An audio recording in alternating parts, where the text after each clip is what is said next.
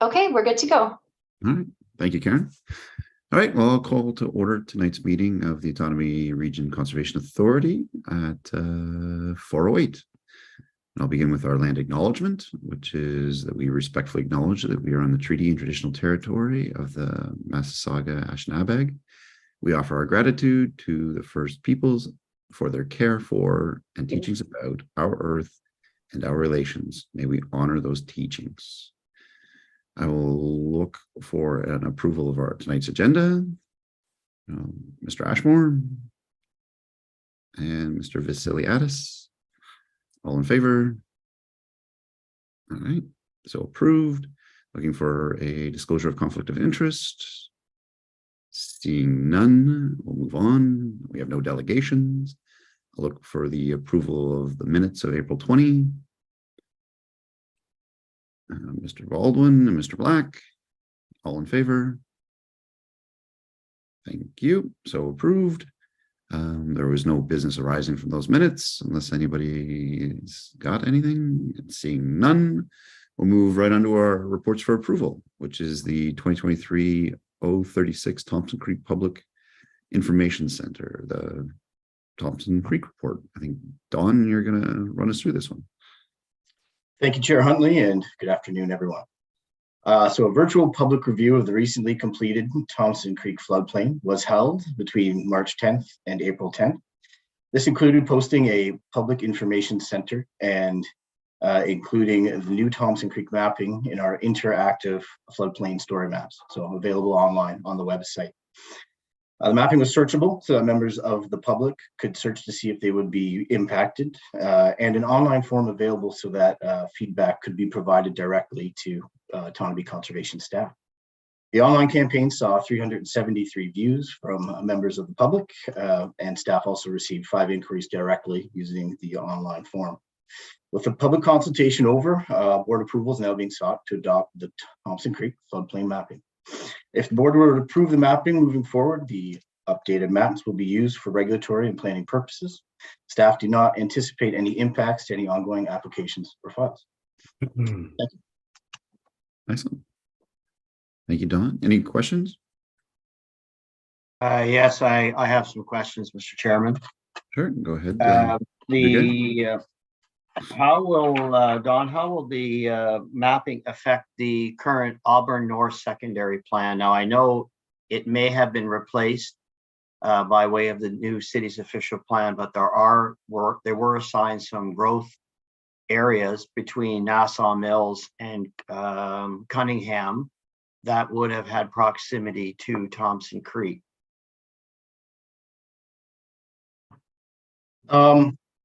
Through you, Chair, I guess I don't have a direct answer for you, Mr. DeGray. I don't actually anticipate much impacts. The city has had possession of the mapping for quite some time to be able to include into their ongoing processes up there, including environmental assessment and master plans. So the information should be included through that process.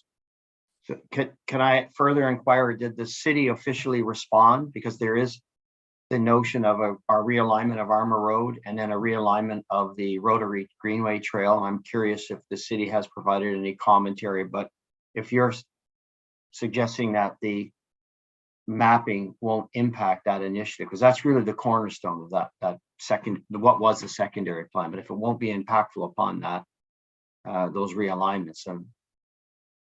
Yeah, through you, Chair, I don't anticipate any negative impacts. The city has not provided any further reports to us with respect to those studies and plans. And I have one final question. Because of my familiarity with several of the properties in this area, my past life as an active planner in that area, did your analysis include any geomorphological study? No, this was just strictly the flood hazard map. Okay. Thank you, Mr. Duguay. And looking at the mapping, like I don't see a drastic difference between the old mapping and the new mapping. But if I might, Mr. Chairman, if it moves 1 meter, it has impacts on properties, because then some of those lines have shifted, and if it does shift towards lands that might be suitable for development that are currently vacant, it can be impactful. it's similar shape, but it's not the exact same. That's all. True enough. Director Black. Yeah, thank you through your chair. There was 5. It says there were 5 unique inquiries submitted using the feedback form. Were any of them challenging issues to deal with, or were they just more general inquiries? Yeah, it's, through you, Chair. That's a great question, Director Black. Actually, most of the inquiries were simply asking for additional mapping or a close-up version of the map. So nothing challenging the actual product. Great, thank you. All right, any other questions? All right, so the motion is to adopt this mapping to be used for your authority. So do we have a mover?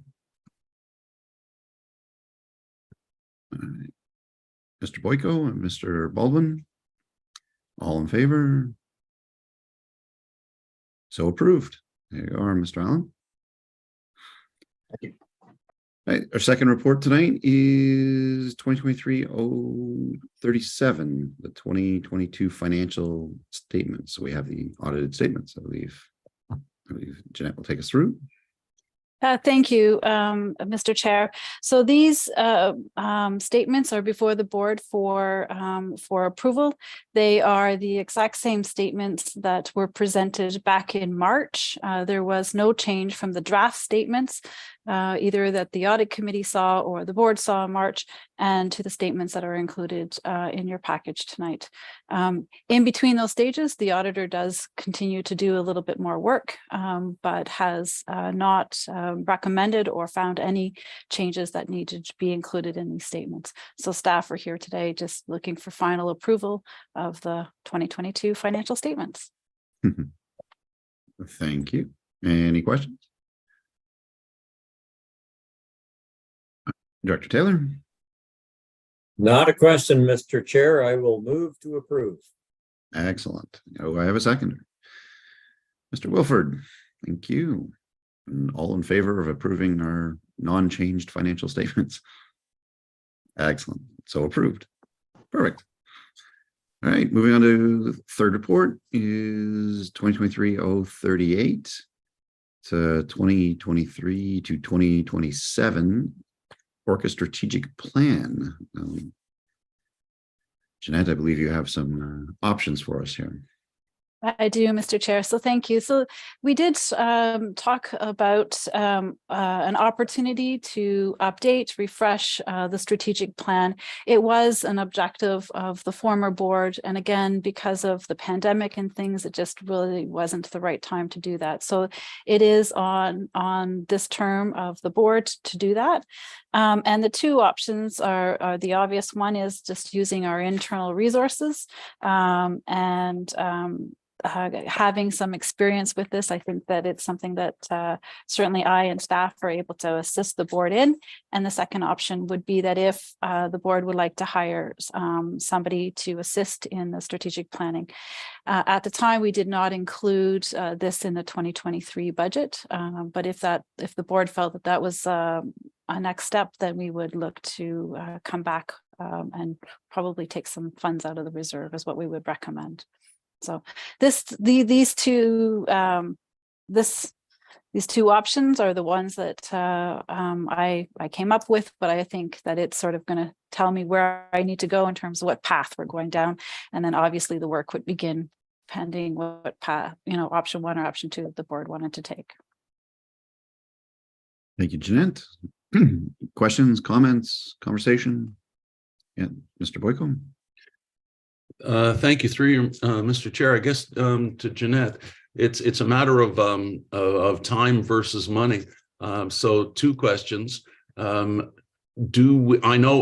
all of the staff, like the township staff in Selwyn, are stretched to the limit now. So do you believe that you and the other staff will have time to do this? That's question one. And the second, with respect to option two, is approximately ballpark, how much would it cost to hire a consultant to do what is necessary to lead this process? Through you, Mr. Chair. So yes, I do believe that we have the time and the capacity to do this. It is something that I actually very much enjoy doing and have experience with. The second question depends on how much work you would like an external consultant to do.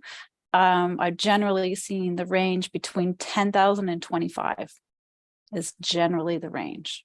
Thank you. All right. Director Black, you're up first. Yeah, thank you through your chair. So the last plan was done for 2017 to 2020. Am I reading that right?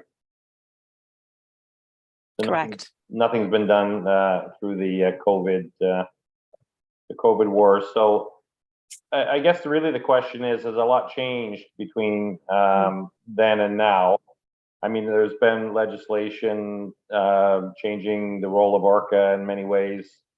So the question is, you know, how deep into the weeds do we need to go with a strategic plan, or can we do it internally and come up with something that reflects the changes that have recently occurred and save a few dollars this year? Jen, do you want to comment or would? Certainly, I guess the Mr. Chair. question is, do we feel there's been enough change that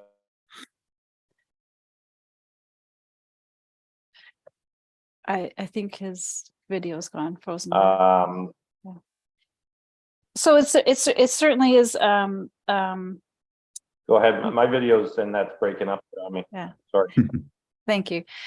So there's lots of good elements to the strategic plan that the former board put in place, and they are in a lot of ways still very relevant. It is a good strategic plan, and it has helped to guide the organization, you know, through those years and into 2023. So I do view it as more of a review, a refresh, and an update where it is required in terms of things. So that is another reason why I have option one as a possible option for the board to consider. Does that answer your question? Nope, I think we lost him. Anyway. Mr. Duguay, go ahead. Thank you, Mr. Chairman. I would support utilizing staff resources. I mean, the city of Peterborough just did their strategic plan. It was done in-house. We saved probably $100,000. I do believe, though, there have been fundamental shifts in provincial legislation, which our strategic plan needs to respond to. I think that would be important. And I would certainly encourage, outside of the board of directors and staff, there may be some stakeholders that regularly deal with the Conservation Authority that we might contemplate during this exercise, at least sharing with them the draft, or get some input, some early day input, saying this was our, I mean, Jen, I can leave that to you, but there are opportunities about how we align or how we communicate with our stakeholders. We did that with the city strategic plan, and it produced valuable insight, free valuable insight. So those are my comments, Mr. Chairman. Thank you. Yeah, thank you. No, they're very valid. Mr. Taylor? Thank you, Mr. Chair. I'll make it brief. I agree with Mr. Duguay. Excellent. I'm hearing kind of an overwhelming support for option A, which is let's keep this in-house. Mr. Chair, if I could, I'll move the recommended motion. All right, Mr. Boyko, did I see your hand, Mr. Black? So any further discussion, or is that good enough direction? All right, all in favor? All right, our strategic plan stays in-house. Thank you. All right, moving on then. We might get you out of here, Mr. Boyko. Correspondence and media coverage. Does anybody have anything they want to bring forward? Any questions? All right, seeing none, can I get a receiver? Mr. Duguay? Mr. Ashmore? All in favor? So received. Mr. Chairman, I had to apologize. One of my former staff is in really, like, had a very serious health issue, and I'm monitoring 3 phones at the time, her mother's phone and family. So my apologies. So, but I'd move it. Yep, we got you. Thank you. All right, open forum. Anybody have anything they want to discuss? Oh, I'm sorry. Jeanette? Sorry, Mr. Chair. Would you mind going back up just to my monthly activity report? Skip right over that one. I'm sorry. That's okay. That's okay. I apologize. Yes, so your 2023-039, your monthly activity report. My apologies, Jeanette. That's okay. Thank you, Mr. Chair. So this again is an opportunity for me to highlight to the board various things that happen within the month. And so sometimes you see certain elements, certain pieces being highlighted. And this time I wanted to be able to highlight just to the board that I am in discussions with your staff around Category 3 cost apportionment agreements. It was something that we talked a lot about in our orientations. And I'm also happy to answer any questions that you might have around this. It is legislation that the province put into place starting in 2021, and the timelines for that really enter into flagging for the province if there are any municipalities that do not want to participate. So it is optional for Category 3 apportionment agreements starting in 2024, but we do need to inform the province starting in October. And it does really align with our budget preparations in terms of things. So if you step back a year, these would be programs and services that would have been part of the overall levy and that have been in place for some time and are well loved by the community, I would say. And the province is directing conservation authorities to now break out those services. Those services would look different from conservation authority to another conservation authority. What we offer might not be the same as what another conservation authority would offer. And this was certainly debated and discussed and debated at the last board when they put these processes in place and the agreement itself. So for us, Category 3 as a total represents $37,500 in our overall budget. And then that is also apportioned within that. So, and they are really for those services and programs that I've highlighted in my report.